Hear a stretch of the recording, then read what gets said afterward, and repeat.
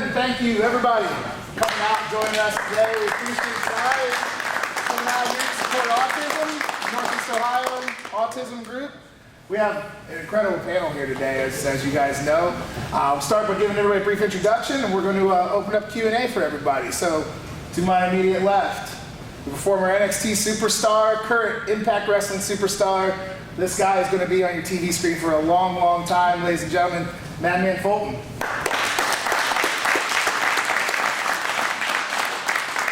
Sitting next to him, I'm happy to say a close personal friend of mine. This guy has been the IW Mid-South King of the Deathmatch champion. He is a CZW Hall of Famer. Traveled the globe, all over the world, bringing live entertainment to all of you. Over a 20-year career, ladies and gentlemen, Mr. Insanity Toby Klein.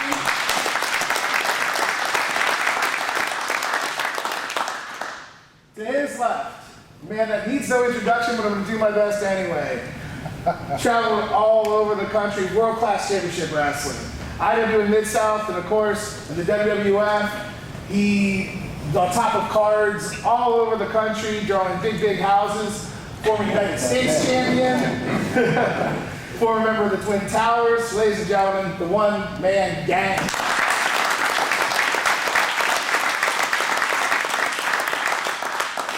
To his left is a gentleman I have so much respect for, just reading up on his legendary career. This gentleman was a 1968 Olympic Greco-Roman wrestler. He also traveled all the territories, very, very influential in what he's done. Tennessee, Florida, on top, everywhere he's gone. Ladies and gentlemen, Mr. Bob Roop.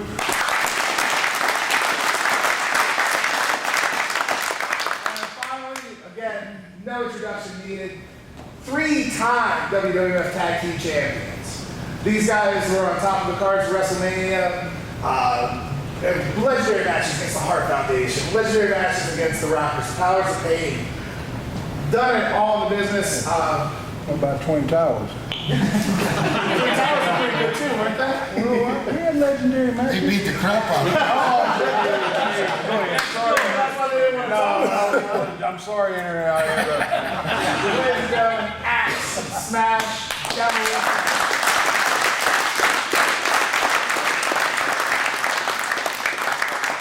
Again, we have a great panel here, guys, and we're going to open up a Q&A session to all of you. It's first come, first serve. Throw your hand up. I'll come out your way. And you have a question for any of our great guests, we got all night, so, well, maybe they have all night. Any questions you guys have for them? Again, just throw your hand up and we'll get started. You, sir. By the way, sorry, guys, we have no microphones tonight. This is live entertainment, so be audible for everybody to hear. If you'd like to, stand up and say hello and ask your questions. Hi, I'm Jeff Klinger. I like watch wrestling, and once in a while, how long have you guys been wrestling? Is that a question for everyone? Yeah. Oh, sure. Go with that. I'll start off. I've been wrestling for 8.5 years now, and I got my start in Mansfield with Jimmy Lee at ASWA. 1996, I started with Jimmy Lee at the ASWA in Mansfield. I retired last year. Last April was my last match, but I'm coming out of retirement for June. How many times were we supposed to come out of retirement? At least 5. Well, this will be my first return from retirement in June, so. I started in 1976 at the ripe age of 16 years old. And I wrestled through the mid-2000s or whatever, you know, I'm not sure the years or whatever that is, but it's quite a good bit. And then couldn't take it no more. These guys beat me up too much. I started in 1969. I know you're doing the math there, well, how's this guy sitting here about, you know, have somebody to prop him up. I had a relatively short career, active career, and just to give you an idea maybe of what the business is like, 15 years of, my first 15 years, I might have had 8 days a year off, 8 days. We worked on birthdays, our kids' birthdays, our wife's, our anniversaries, Christmas, New Year's, holidays, we were at work. And I had a relatively short career. I worked straight for 15 years, but in that time, I put in enough time to have a 40-year career. And look, I'm here, right? I'm still in the business 50 years later.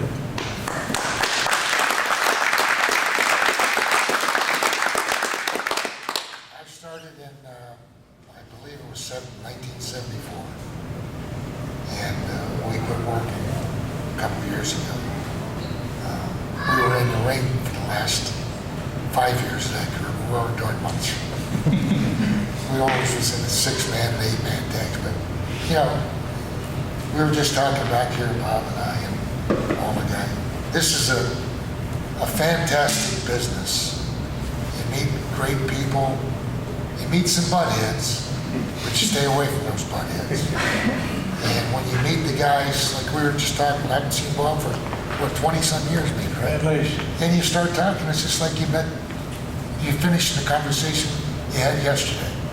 So it's a nice fraternity that millions and millions and millions of people around the world would love to be involved in, but it's a nice tight fraternity that very few of us are. I started in 1981.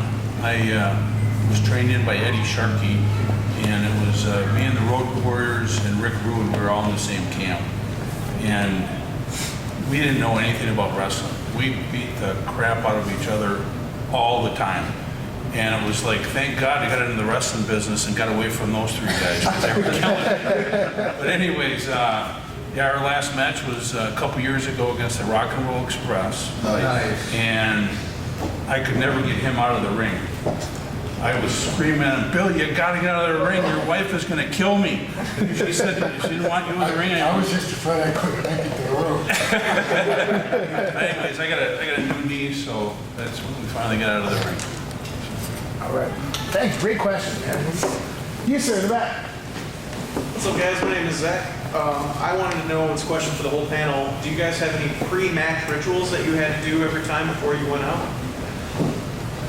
I mean, for me right now, like, I don't like to be around people as I'm getting ready for my match. I take a lot of time and really focus on a lot of my stretching and getting myself ready for matches. So I kind of like just separate off by myself a bit until right before my music hits. Final answer? Yes, I appreciate it. I really don't think so. I talk to the kids. I have 5 boys, so I'll chat with them a little before I go out there. There's 2 sides to my career. You guys want me to get real honest? There's 2 sides to my career. In 2013, I became sober. And from probably 1998 to 2013, a 15-year stretch of my career, I was heavily involved with drugs, and I used opiates before every match. And it became a pre-match ritual for me to hide in the car out in the parking lot and consume a large amount of opiates before I even went into the building to perform. And it almost killed me. I went to drug and alcohol rehab for it in 2012, and I'm now a drug and alcohol counselor as my full-time job. So up until 2013, yeah, my pre-match ritual was to get wasted before I even went out there.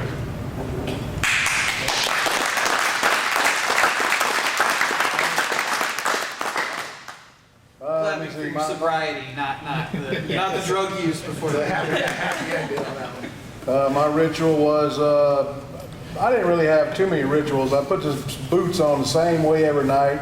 I do my right, then my left. I never changed that up. For some reason, I was like, I felt something might bad happen if I changed it up. And then when I was working with Demolition, I'd go throw myself into the brick wall about a dozen times just to get my body ready for, the Demolition double axe in the back of the back for 24 times, So that was What a weenie. Then Mr. Axe there, after 24 of them, he'd go, no, we want some more, and he'd do another 24. So after I'd done about 36 push-ups, I was blowed up about to puke, we want some more! No, but I really didn't have too many, I put the tape on the same way every night. I didn't change basically whatever I was, I didn't change it at all because I felt, for some reason, I just felt that's the way it had to be every night.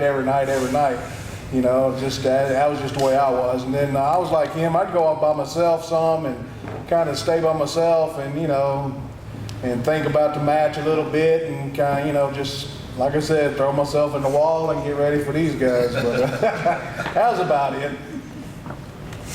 Well, if our accepted practice when I was active was to be at the matches an hour before they started, everybody. That wasn't always possible. There's mishaps on the road, the car breaking down or whatever, get a late start perhaps. If I had plenty of time, probably a combination of what you've heard, making sure I'm loose. But another thing, depending on who I was going out there with.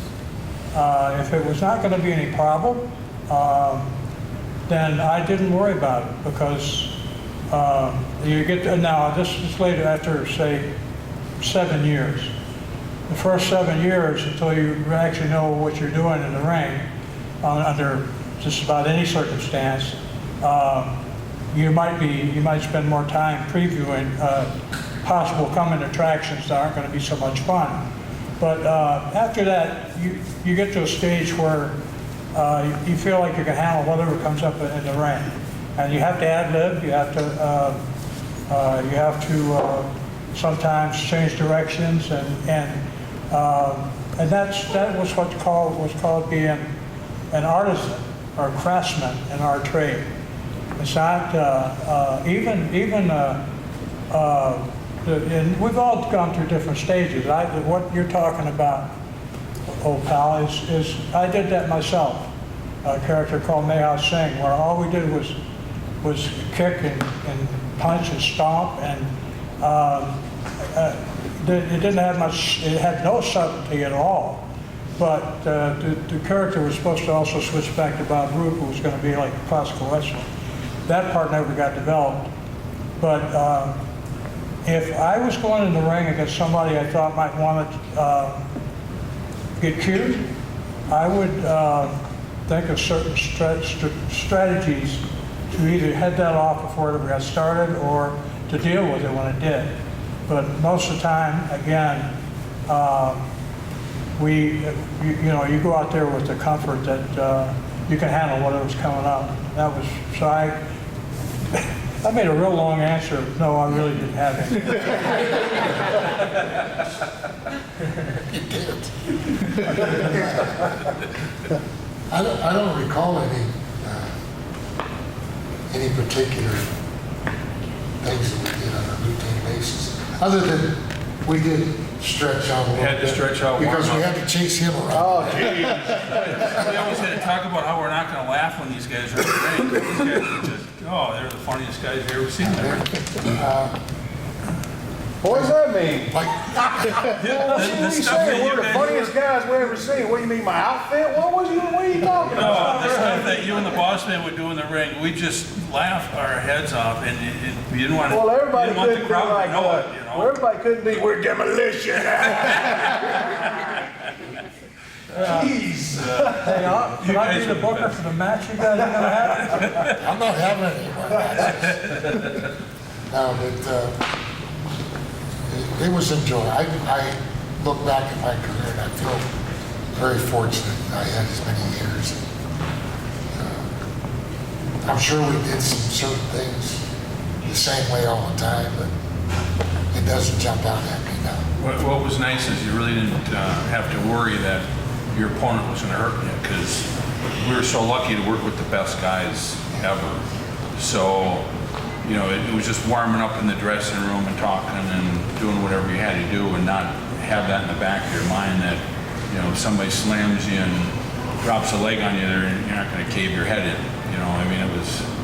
It was nice to be working with the best guys in the world. To extrapolate, can I extrapolate on just for a second? Of course, sir. What does that mean? Talk some more. Where we did the same thing every night was in the ring. And I don't mean the same exact moves. I mean the moves that we did in the same way. because that way, otherwise it would look like 5 or 6 drunk monkeys out there messing with each other. In order to have to tell the stories that we were trying to tell, you had to coordinate. And that means that we were trained the same way. I was talking about with my son coming down here today. I never saw it, and I always wondered why the fans ever noticed this. Did you ever notice anybody grab another wrestler by his right arm? Mexico. Yeah. Yeah. If somebody did it, Yeah. Dr. Death grabbed me by my right arm in the Orleans Superdome, and he was about 6 months in the business, and he was so nervous he snatched me up with my right arm, and I didn't know what to do. Right. I cried, and then I begged, and then Fear went through you. well, he wanted to throw me over into the ropes. I went over the ropes and out to the middle of the audience and screamed at the referee, "Tell him to calm down. I'm not going to kill him. But tell him not to kill me." I've always wondered, who actually started the habit of working to the left side in professional wrestling? How did that get started that way? Well, most I'm people- asking questions now. Most people are right-handed, and so your balance is more on the right side of your body, keeping your balance. I feel sorry for left-handed guys, because the balance problems would be harder for them. But I never understood where I don't know where kayfabe came from, or babyface. I don't know where it is. I don't know where it's. I would like to know. I'm sorry. No problem at all. You're supposed to be asking questions, not me. One of you guys down there, whoever would like to ask. Yeah. My name's Keith. This is a question for everybody. Who was the one opponent you guys absolutely dreaded to get in the ring with? Well, I'll tell you, I don't think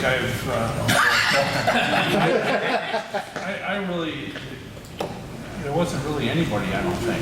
There were some guys that were a little bit harder to work with than others, but, I never really went through that where it was, God, I just don't even want to go in this ring tonight. Because I could always handle myself, or, you know what I mean? Do you ever get into that? I don't recall anybody. A couple of tag teams, maybe we did. Well, there's a couple tag teams we Yeah. won't mention. Oh, come on, drop one name. The Rougeaus were one of them. Not Raymond, Jacques. Yeah. And it wasn't because he couldn't wrestle. It was just his attitude, how he approached it. It was this business is give and take. And there's quite a few guys in there, and I think everybody here will tell you, there's a lot of take guys. Well, unless you can really take it, you're not going to get it. Because there's a resistance level.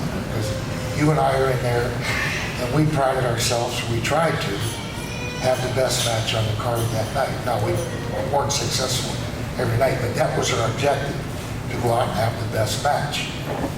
There's give and take there, and if you're working against guys that are thinking about themselves or their own team above you. They wanted to get over. Yeah, and they're not going to get over unless you help them get over. Matter of fact, they're probably going to get worse because you're not going to do anything with them before. And I felt sorry for Raymond because Raymond was a seasoned veteran, but Jacques got stuck on himself a lot. Consequently, we never came back during matches with them, I think, and said, boy, that was a good one. We came back and said, that's done. But most of the guys, everybody, other than that, we'd come back, well, that was really good,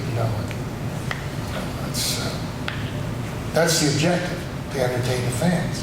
Because the more they're happy, and when you come back, more people, they word of mouth, they buy more seats, our pay goes up.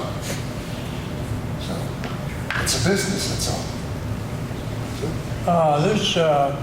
There's guys in the business that, and big names, and I'm not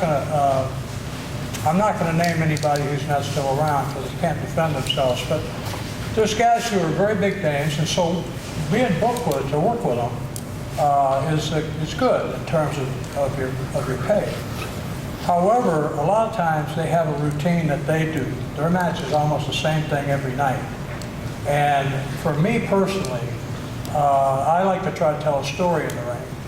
And it was hard to do with people who, we talked about it earlier, Bill, people who believe their own publicity and believe they really are tough and whatever.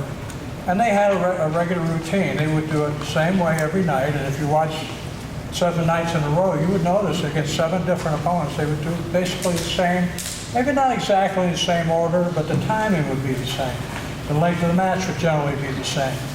And I hated working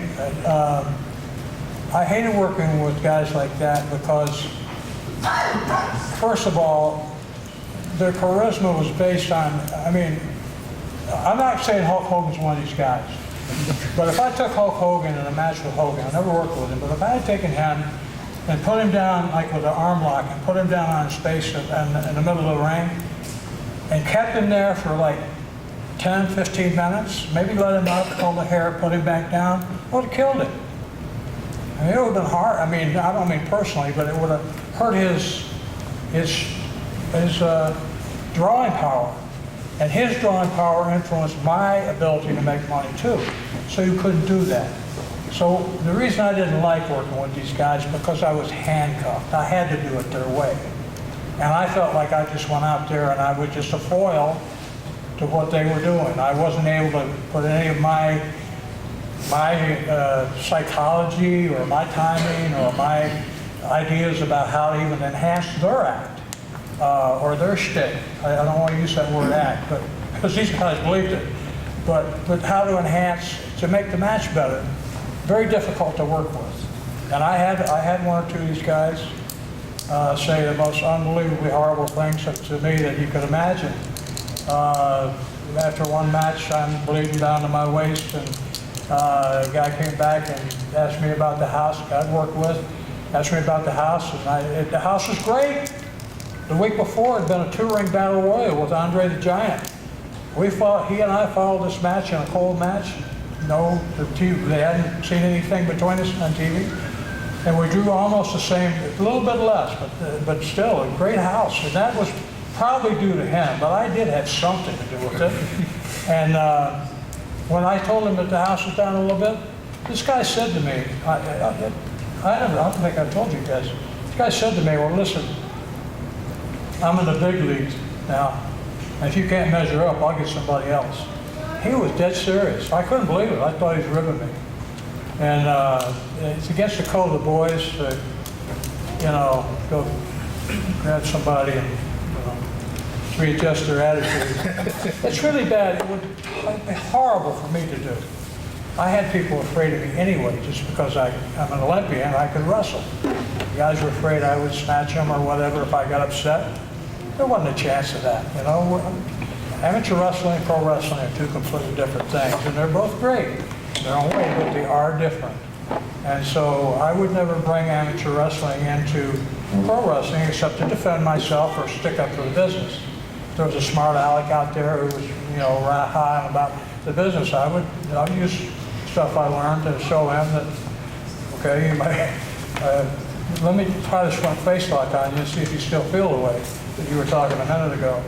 But that was the problem I had, was with guys that were, and again, you had to weigh, okay, I'm going to make a good payoff here because I'm in the main event with this big star, a big name, but by the same token, I felt like I was a bit player because I had to just go along.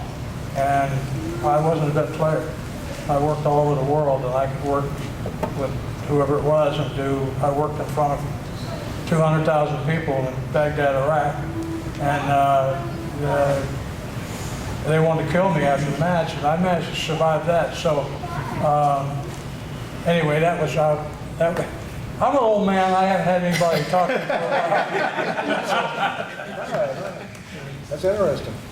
I'm kind of like Smash down there. I didn't really have too many problems with guys. I can give you 2 names that I didn't hate working with them, but they were just hard to work with. in the ring for me. One was in World Class, Kevin Von Erich, and the reason was he was just wild in the ring. He never knew which way he was going to come. He never would call anything.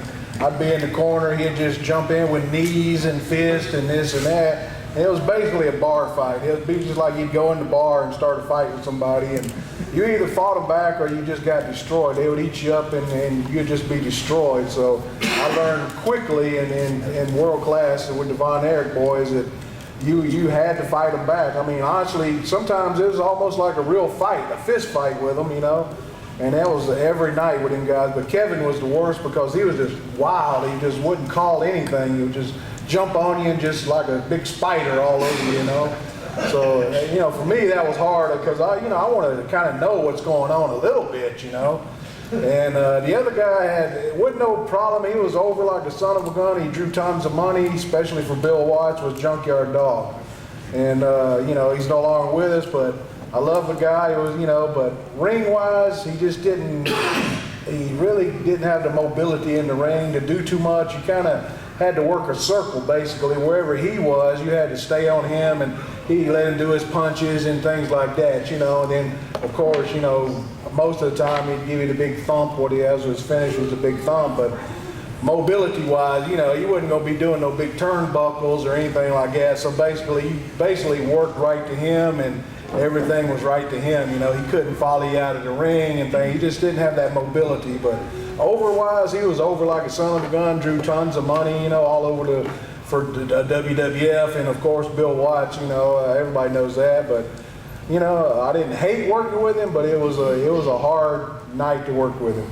You made money with him, right? I did make money with And him. he appreciated it, didn't he? I hope so. I did, but No, but I'm talking about he appreciated you working, putting him over, right? I hope so. I don't know. You didn't ever have a chance to talk to him about it? Well, Bill, we didn't, you know. In Mid-South, we was always kind of, you know how strict that was. Yeah.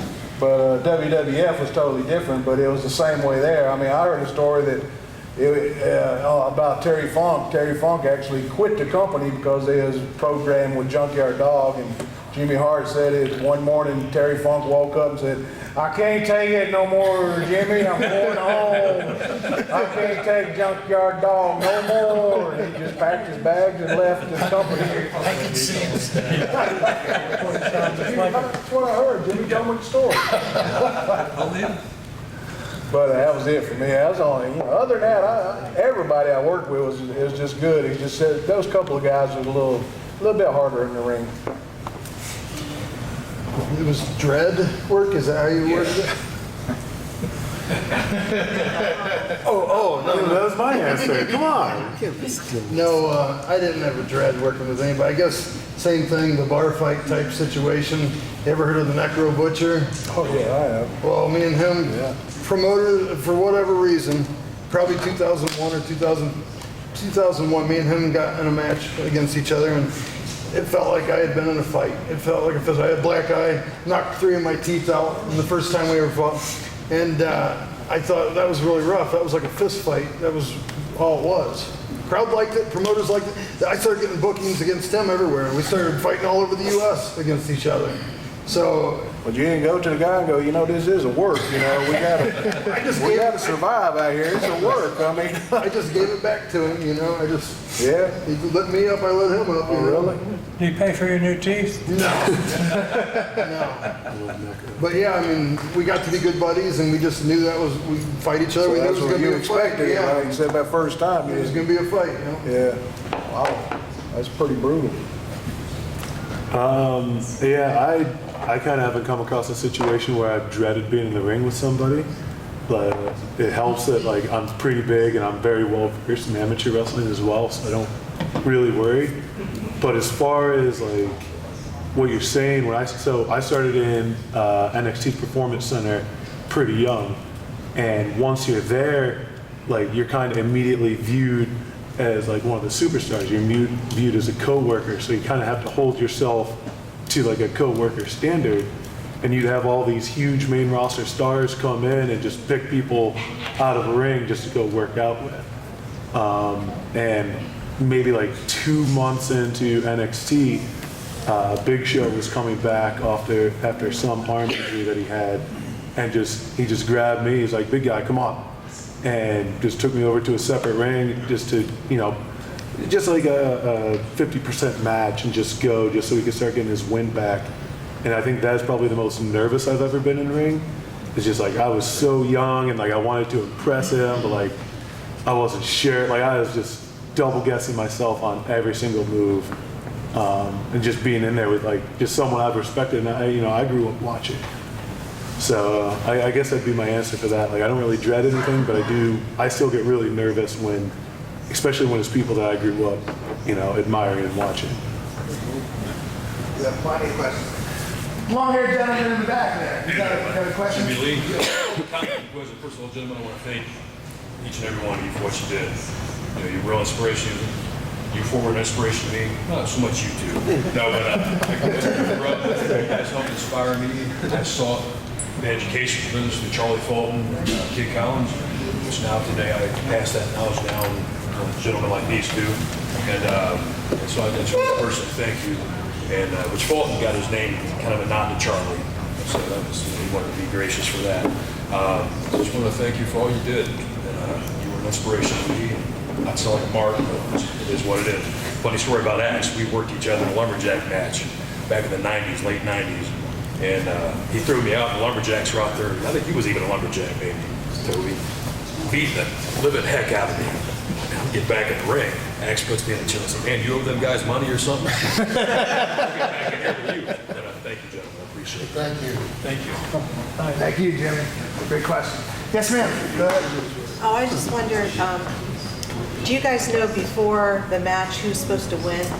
I mean, is that already decided? We can't tell you that. I'd say right away, yes, it's all, it's entertainment, of course, yes, we're supposed to know who wins, but it always don't work out that way in the ring.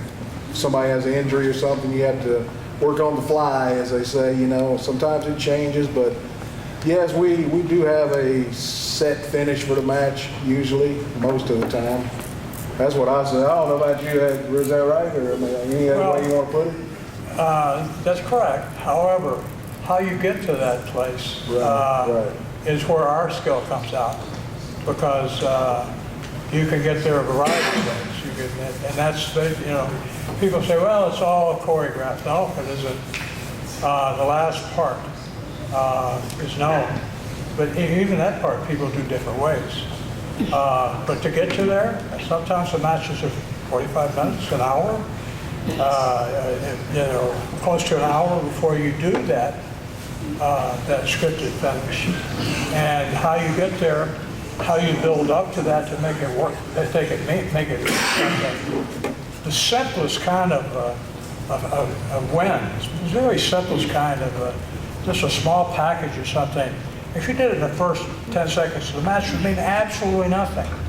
After 40 minutes of back and nip and tuck, aggressive combat between each other, that kind of move will make people jump up in the air and throw their popcorn boxes and Cokes and everything. It doesn't have to be anything spectacular like hit them with an axe and then smash them again.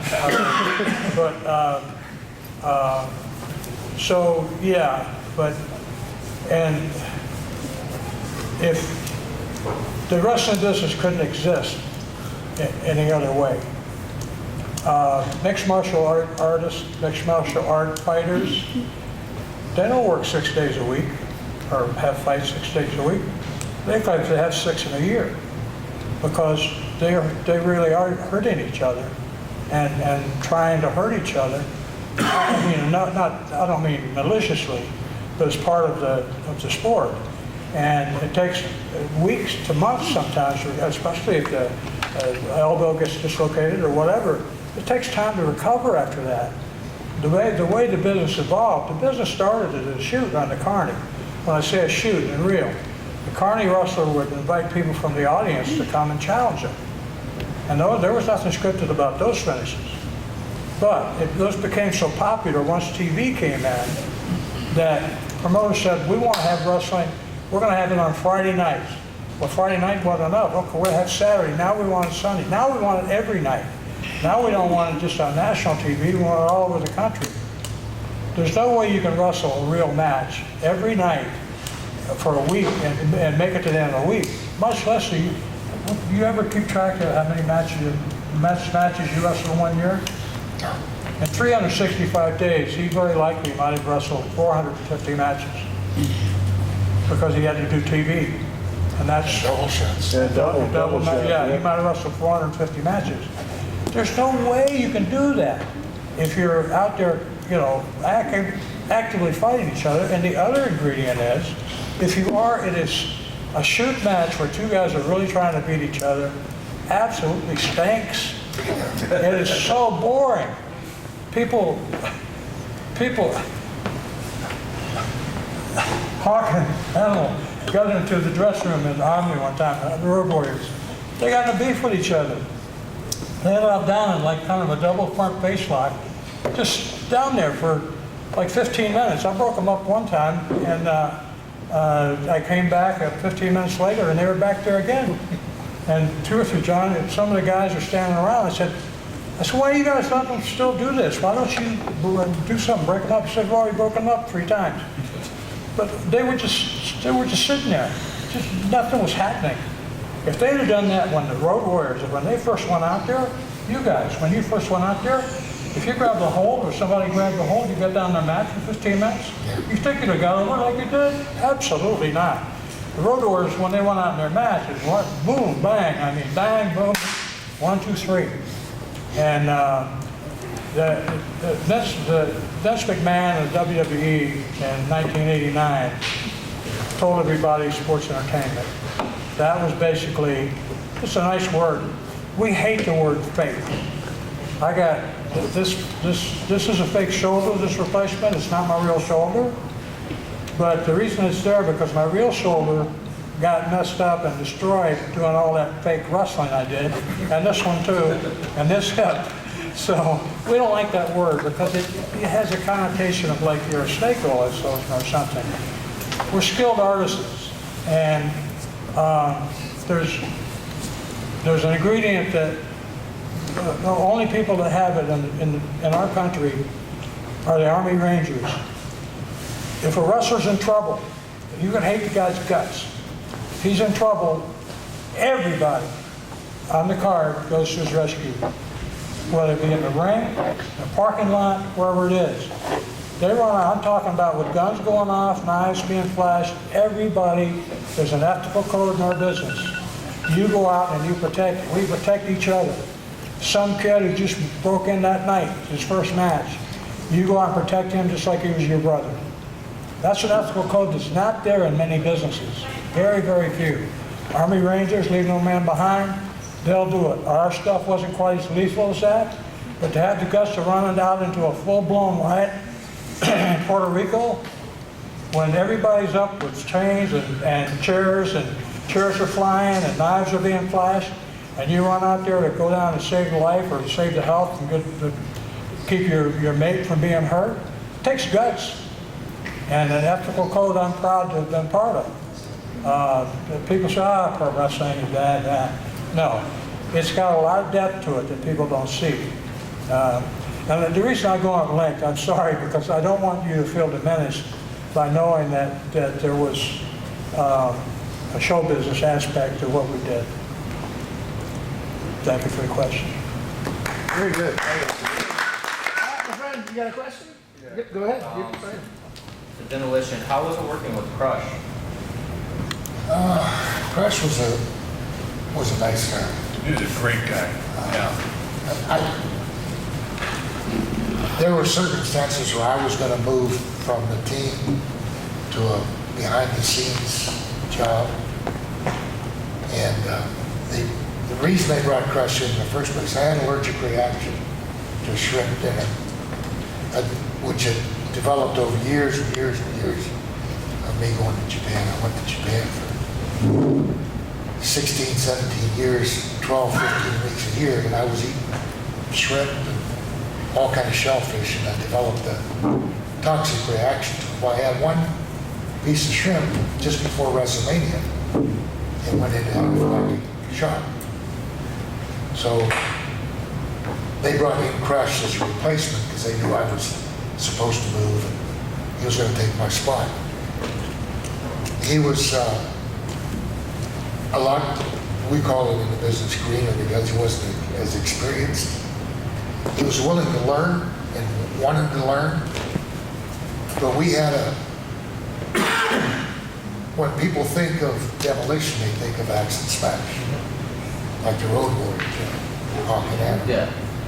We brought Crush in, and there was a lot of pressure on him because he wasn't as polished in the ring, his ring work, not because he couldn't do it, but he needed to take time. But he was thrown from Oregon, where he was just working periodically, to worldwide main events.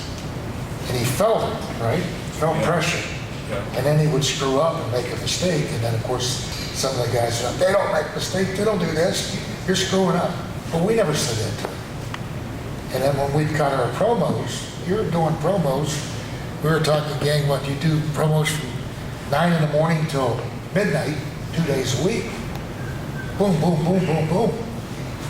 And we prided ourselves, they'd tell us where we're going to be, who we're going to go against, that's all we need. And we'd cut it in one cut. Well, he'd flub up, and then again, the agent would say, all right, God, you know, they'd put pressure on him. So he was under an intense amount of pressure that he wasn't ready for. But as a guy, he was a great friend of ours. You know, unfortunately, he died too soon.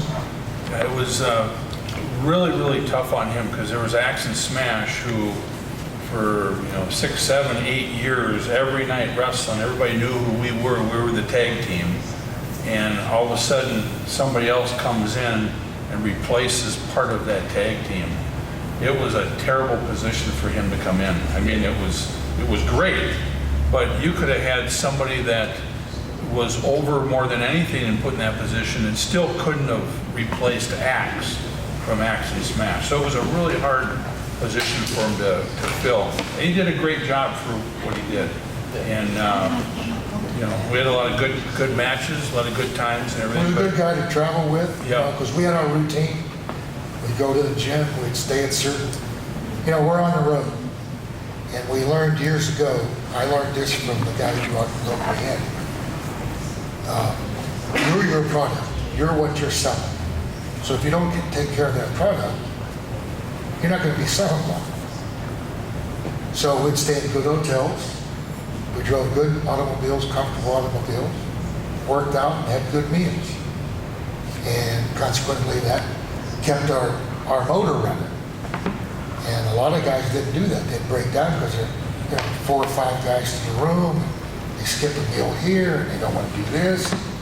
But we were Demolition, selling Demolition. Like, these guys are all selling their own product. If you don't take care of your product, you're not going to be on the shelf long.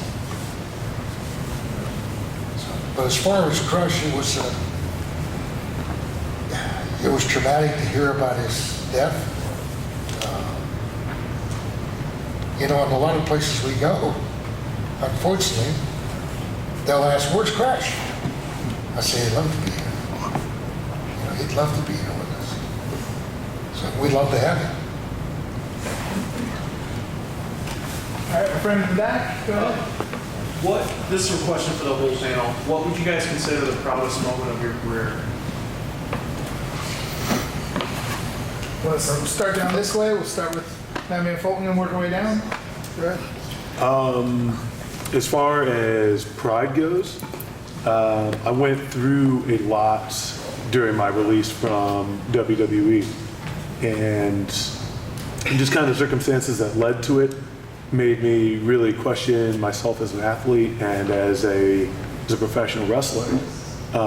So to be able to have taken the road that I have to work back to build up my own name, and then not only to sign and debut with Impact, but just to go back and to watch, like, the clip of my debut is not only their most watched thing in the last 2 years, but as well as seeing like my counterparts from Insanity and everything going on with them. Like, brought a lot of pride to myself knowing that I could work that hard and just kind of recreate myself after taking such a huge blow. So I'd say probably my debut with Impact right now anyways. Wrestling for the first time in Korakuen Hall in Tokyo, Japan. That's it? Not gonna elaborate on it as well? Wrestling sober in 2013 for the first time. That was more important to me. From like an accomplishment early in my career, going over to Tokyo and wrestling, that was great. But I think in 2013, I thought I was done wrestling. 2012, when I said I'm done wrestling, wrestling's a trigger for me. It's one of the outlets where I use. And then getting sober and going back and doing it again because it was something I love to do. So that's probably the greater accomplishment, is returning to the ring sober. For me, I guess I'm similar to that. I never had any problems. That's what I'm proud of, that I survived professional wrestling. Never took any drugs, illegal drugs. I never become an alcoholic. I'm still with the same wife for 35 years.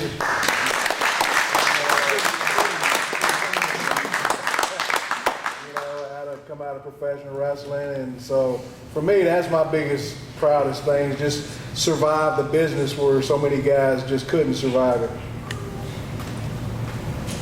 My proudest, two of them, moments were failures. I twice tried to create a union for pro wrestlers. Baseball, football, basketball, professional sports, it all unionized. And all the athletes went from being slaves, being chattel, being at the beck and whim of the promoters, their owners, to being men in their own rights, who had rights, and all of a sudden their incomes increased exponentially, not just double. I'm talking about like the second or third power. They went from making $50,000 a year to making $5 million a year in a couple of years. I tried twice, not by myself. I had wrestlers that helped me to start unions, start a union for wrestling. Had contacted unions who would accept us as a chapter. And one of them was coincidentally, it was where I went to college. SIU, Southern Illinois University, was also the letters for Siemens International Union. Out of Tampa, Florida, that's where at least the branch I talked to, would accept us as a union, which meant that anywhere there was water, where a boat could go, there would be union. The union would be effective there, where the wrestlers would have some rights in terms of say-so about how they were treated. I don't know if many of you saw this. It was on the news last week. With John, you guys see that? John Oliver. John Oliver. He talked about that situation that for the first time, but we've all known it for years. Wrestlers are listed as individual contractors. That way the promoter doesn't have to pay for unemployment, for health insurance. But the definition of an independent contractor is you work when you want to. You have a choice, but pro wrestlers have no choice about where they're going or when they're going to be booked. They have to do what they're told. So the promoters made millions for years, and the wrestlers, glad to have a job. But many guys complained about it. I tried to do something about it. It didn't work out, but I'm proud to have tried. I've had a lot of proud moments, and I'll piggyback with Gang. Probably the best situation we've been in this business for years and years. Like I said, started in 1974, and I have the same wife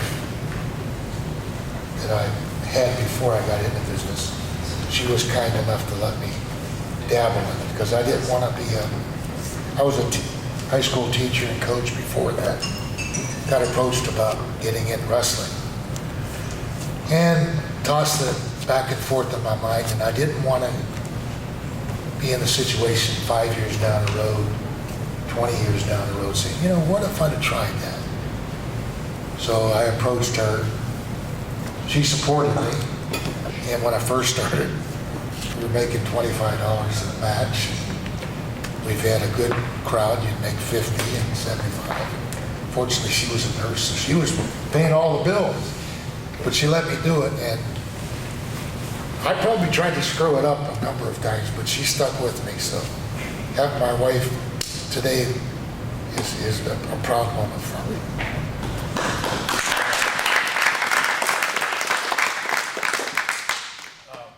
Once you become a professional wrestler, your whole life is professional wrestling. And I met my wife in Charlotte, North Carolina, and I'm still married to her too, so it's been 34 years.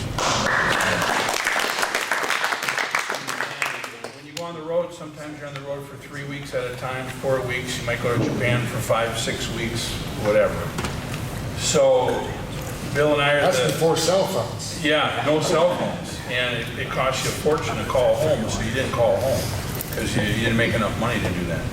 But anyways, we're in the WWF, and Bill and I are the tag team champions, and we're on the road for probably, I think it was about 60 days straight, one of those kind of a deal. And we're in Rockford, Illinois, and my wife's in Charlotte, Carolina, and is going to have a baby, my son. So I went to Vince. I said, Vince, I said, my wife's going to have the baby tomorrow. I'm going to have to leave early in the morning and get there, and then we're still booked like 3 weeks after this TV show. He says, I'll tell you what, why don't you go on first? You guys go on first, go back to Chicago, fly out and get there and be there on time, and take a day. I'm like, a day? I wanted a month. But anyways, so we're on first in Rockford, Illinois, and we get to Chicago. We can't get a hotel room. And I got a flight like at 6 o'clock in the morning. So Bill, myself, and Fuji were sleeping in a car at an old motel, trying to get enough sleep so I can get the flight. I get home, then my wife didn't have the baby till 11:15 that next night. So when I saw my son, that was the greatest thing ever, because I wanted a son, and we went through all of this, and that's how it happened. So.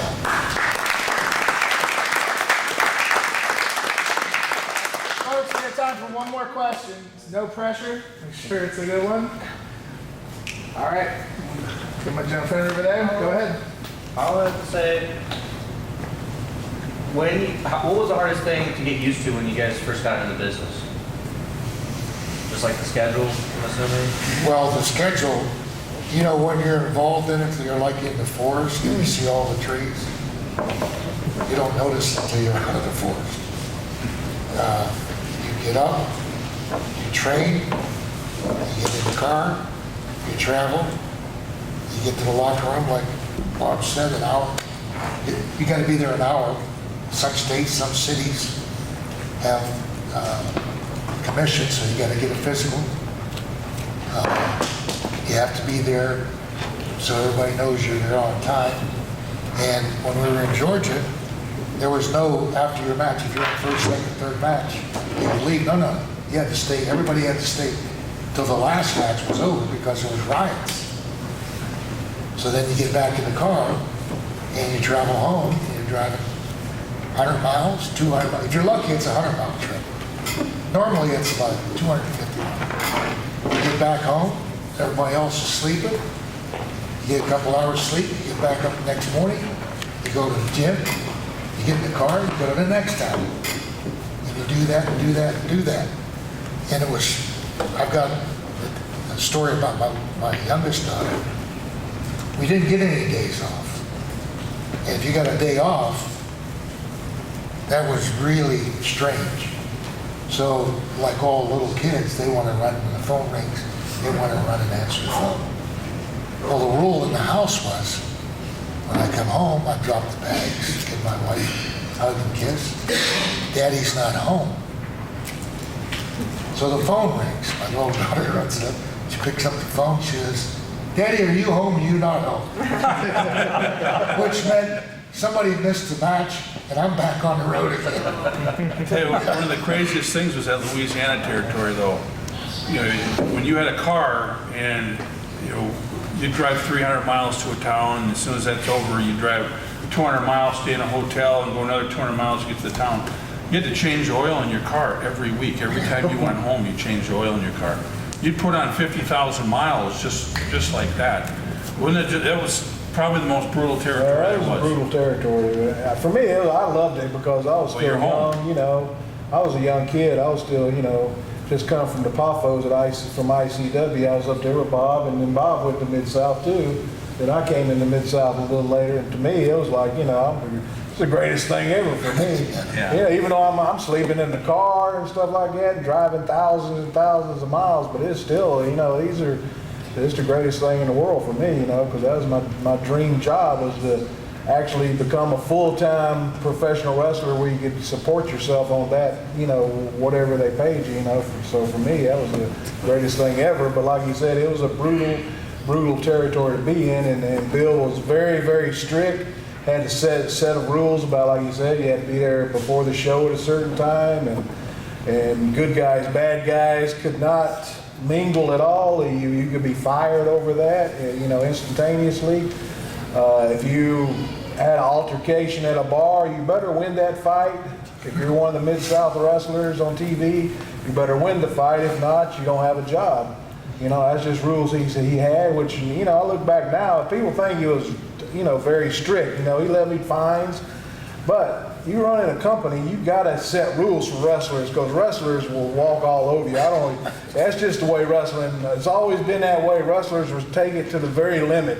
So if you run in a company, you better have some set rules, and you better actually follow by them rules, you know, and Bill was very good at that, and he helped me a whole lot. All through my career, when I was in territories, anytime I had spare time between Japan or another territory, because I went to a lot of territories, you know, because I was a big monster heel, and you know, I didn't have skills like Bob or, you know, wrestling skills. I was just a big monster heel that, you know, they put me in with baby faces, you know. So I was always, you know, about a year here, a year, you know, in the Carolinas, and then I'd go to Florida for a year and a half or 2 years. Then I'd go somewhere else. But Bill would always bring me back, you know, anytime I had 2 weeks off, he'd bring me back in and put me on the cards and make sure I got some good paydays, or in between Japan tours, he'd bring me back, put me on cards and got me some good paydays, you know, because my name was already well known in that area, so I'd be automatically put in the main events, you know, like with Jim Duggan or people like that. I'd come in as a bounty hunter, or we'd do loser leave town matches, you know. I'd pull up with the U-Haul. Who's losing that? No. That was always a joke. That was always the big joke when you leave the territory. You always do the loser leave town, but you pull up to the building in a U-Haul truck. But anyway, yeah, like you said, it was a hard territory, but I enjoyed it myself. It was character building for me, and it really Bill really helped, you know, get my career going, you know, and basically, you know, because of the style they had in that territory, I fit perfect with it. So what was the question? Hardest part? The hardest part of being, like, beginning of, like, what you're getting used to in the There wasn't nothing hard. business. To me, it wasn't hard at all. I mean, I never had any fear about going to the ring. It'd be 100,000 people out there. I've always felt comfortable about going. People talk about being nervous and stuff. I never felt nervous, even when I went to WWF, WrestleManias and stuff. To me, it was just another wrestling match, another work day, you know, and I enjoy going out there, and that's what I'd always dreamed of doing, and it was just, I love going out there and entertaining people, you know. I'm like he said, you try to have the best match, you know, hopefully on the card. Mine never was. But, you know, you still go out there and, you know, I just enjoyed it, you know, no matter who I was working against, whether it's top stars like these guys, or, you know, some nights I'd be in opening match with Hillbilly Jim, you know, but still, to me, it was fun. I enjoyed it, you know, I just enjoyed doing it. But after a while in WWF, it was just got to be a grind. I mean, it was brutal. You heard them guys talk about 60 days on the road, and it ain't 60 days of getting in a car and making a little loop and getting to come back home. This is 60 days of traveling with your clothes and traveling with about a 50-pound wrestling bag, with all your wrestling gear. Then you got to go to the airport, wake up at 5 and always early flights, 5 o'clock in the morning, because in case things happen, they'd always book us early flights. Get on the plane, listen to everybody, people, British Bulldog will be in the back, OMG, OMG, wake up, OMG. So you fly to town, you get off the plane, grab up all your luggage, tote all that. Go, hopefully you get a rental car if you've made reservations. If you didn't make reservations, you're out of luck. Go find a, wherever, let's find a hotel to stay at. Let's go grab a little food or something, these guys go to the gym. I didn't really have to worry about that. But then you make your way to the building. Half the time I didn't know where the buildings were. Luckily I had Slick with me. He'd be my, he'd always drive me because I'd be lost 100% of the time. You have to be at the building early. You get there, especially on TV days. It's all day long from, 12 o'clock on, till midnight. And you're at the building, so then set the clock, get up next day, boom, like, it's just like the movie, where the guy wakes up with the same thing every day, the clock gets on, boom, get up, go to the airport, go to the next city, lay down, sleep, get up and go to the next city. It was constant. I was like, but, honestly, I was, toward the end, before I left the company, I was about to go crazy. And a couple of guys, I believe, did. Hercules actually got on a flight and didn't get off and went on home. He left and went home, and they called him, and, where you at, Hercules? Well, I went home, and, but he came back, but he actually just left the tour and went home. we were talking earlier today about the same situation. You guys know Billy Jack Haynes, right? Oh, yeah. Well, Billy Jack was in a nice little small territory up there in Portland. Home every night. You go 150 miles, you're back. You watch the evening news, you go 100 miles back. First couple of weeks he was in, and gang was there. You're in a big room like this, you're doing promos all day.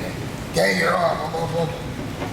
And then somebody from the office comes in and they dump a big stack of airplane tickets on your desk, right beside you. So boom, boom, boom, boom.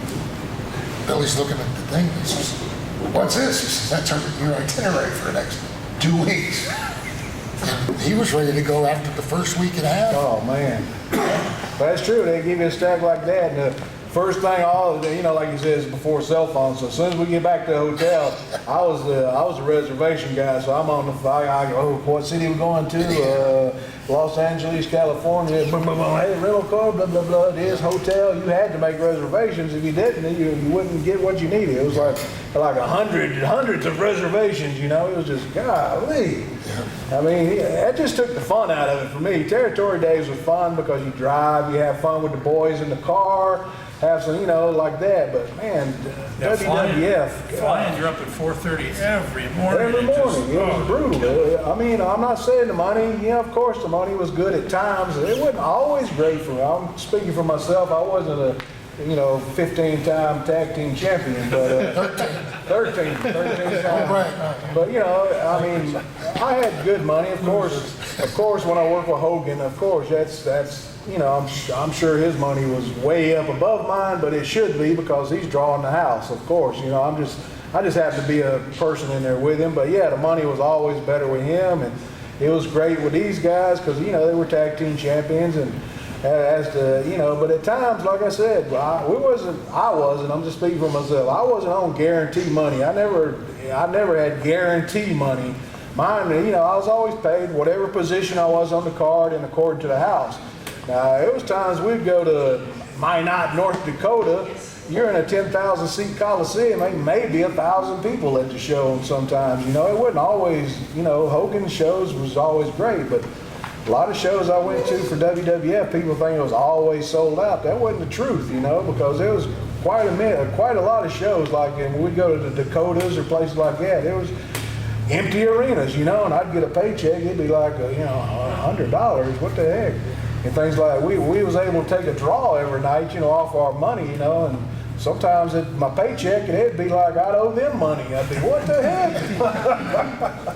But, people think it was great, WWF, you big superstar and all that, but it was brutal, as people should know, because how many guys came out being addicted to, things, and alcoholics, and lose their families and things, but it was no let up. It was constant. It was, don't get injured because you lose your spots, and it was just a brutal situation to be in. Like he said, we're independent contractors, but yet I can't, I was with WWF, I couldn't take a show with Japan or anything. I wasn't allowed to do that. How are we independent? That's what you're talking about. So.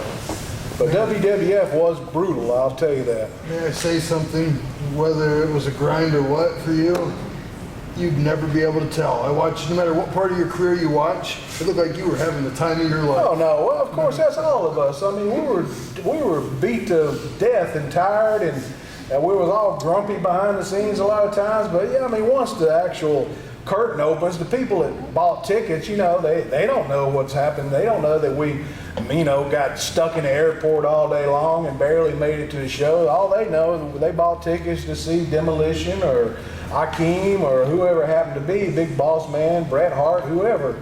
They don't know that. So, I mean, you still got to go out there and do what you got to do, and, behind the scenes is a whole different thing. And like you said, our interviews, we didn't have scripted interviews, so like now all of them scripted. Everybody knows the interviews are pretty much scripted, but we didn't have like writers and stuff. They would give us scripted interviews. Like he said, just tell me where we're going to be at, who we're wrestling, what time, whatever day it was, and you basically get it off the cuff. You basically do your own interviews. And like you said with Crush, he's a little green, and a lot of times, you get, when them cameras crank up, a lot of guys freeze on them cameras. They can't come off the cuff like that and give an interview like a Roddy Piper or guys like that. Some guys are great at it. I was never the best at it myself, but I could come across because I had a certain character I could get across, But, when you're sitting there all day long and somebody flubs the interview for 3 times, you're like, Jesus Christ, come on, man, I want to get to the darn... And they hear that, right? Yeah, I want to get to the catering, man, come on.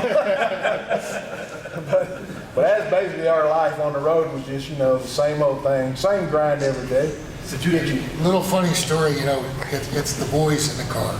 We've all done it. And it's the 4th of July weekend. And you're driving to the town, because you got to make it to the town, you're busting your butt to get to the town, and you're going by all these homes, they're out there playing, shooting fire starters, they're cooking, they're drinking beer, the guy's saying, gee, I wish I could do that. And then those same people go to the matches, and they say, gee, I wish I could do that. So it's reversed.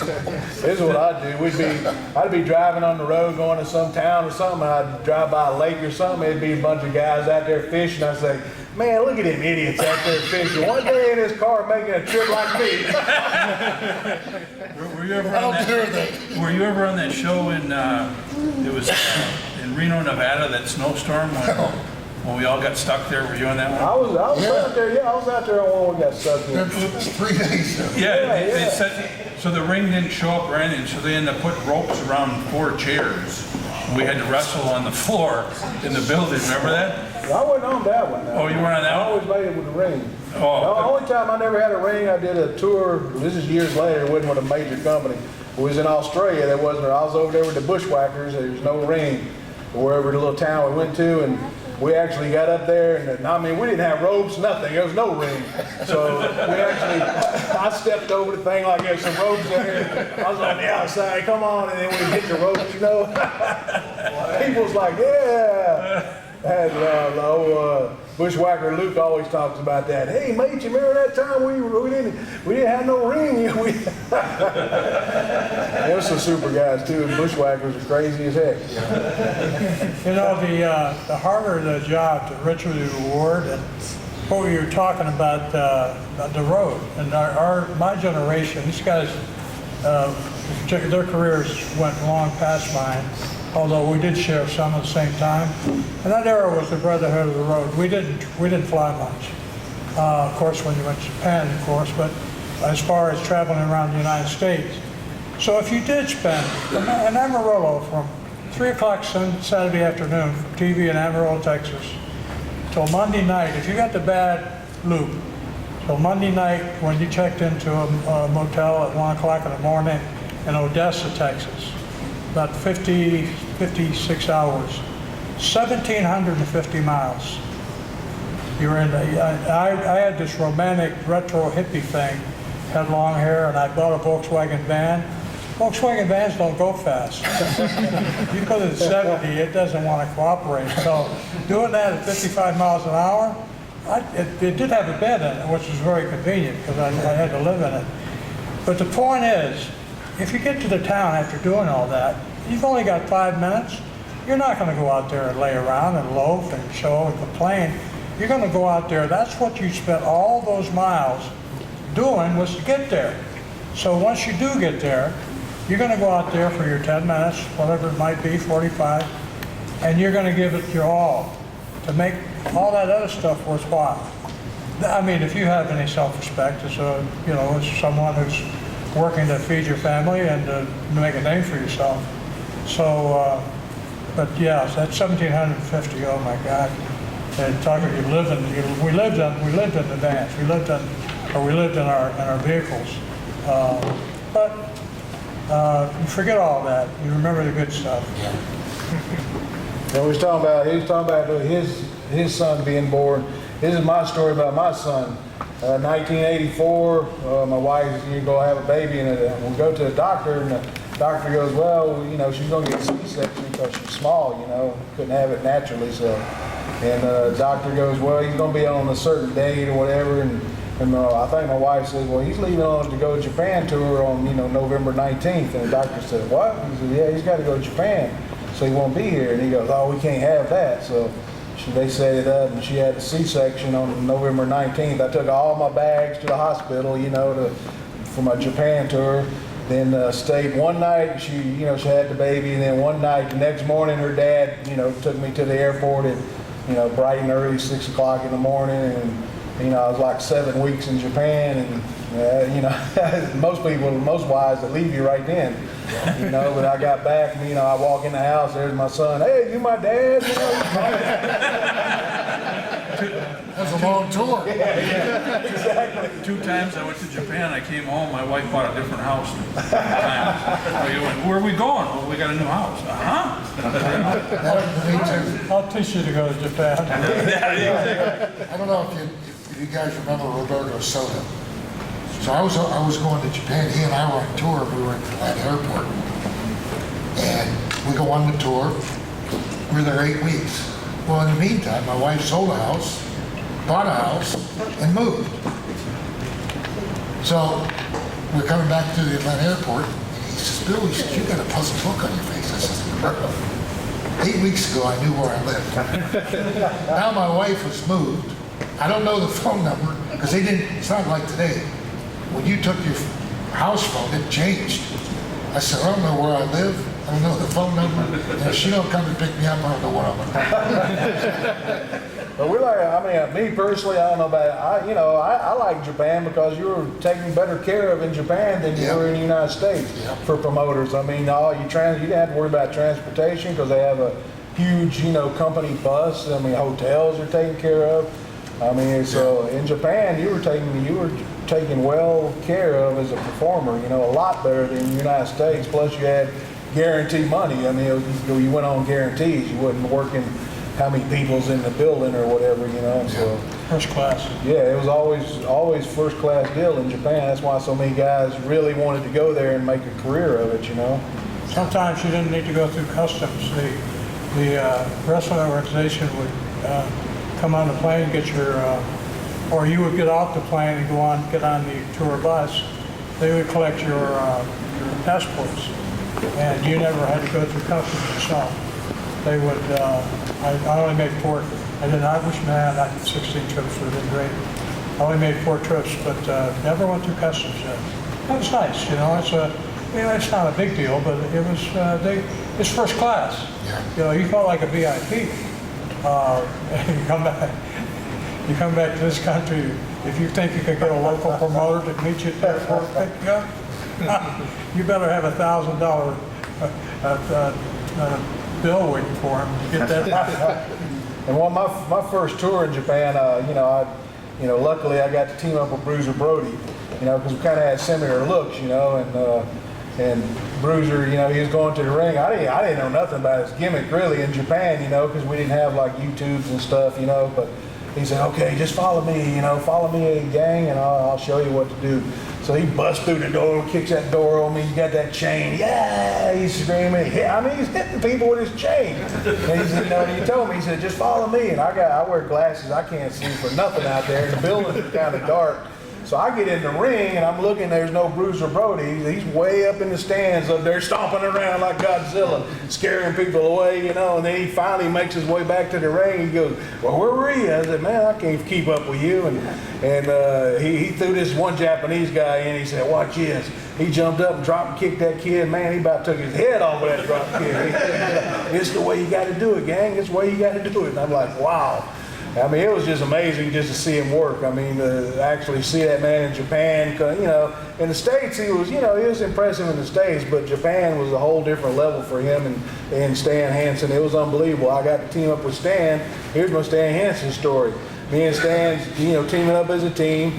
You know, because we'd have to, you know, all during the tour we team up with different guys, but I got to team up with Stan Hansen. He's got bad vision too. He wears, you know, glasses or whatever. So we was in this gymnasium and the dress rooms, right before you go out, there's a little lip on the doorway at the bottom, you know, like a little riser thing.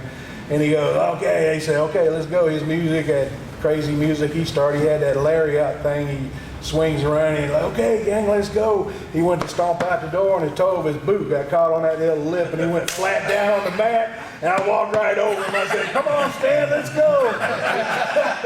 He jumped up and put that cowboy, you son of a...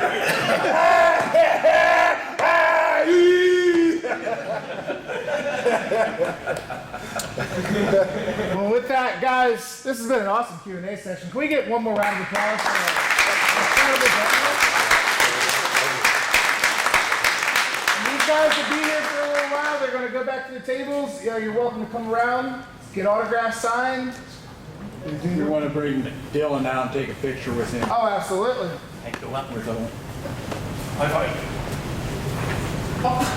You get a good one. You get a picture with me? Dylan. Right in the middle. Get over there and smile right now. All right. Look here, ready? 1, 2, 3. Got it. All right.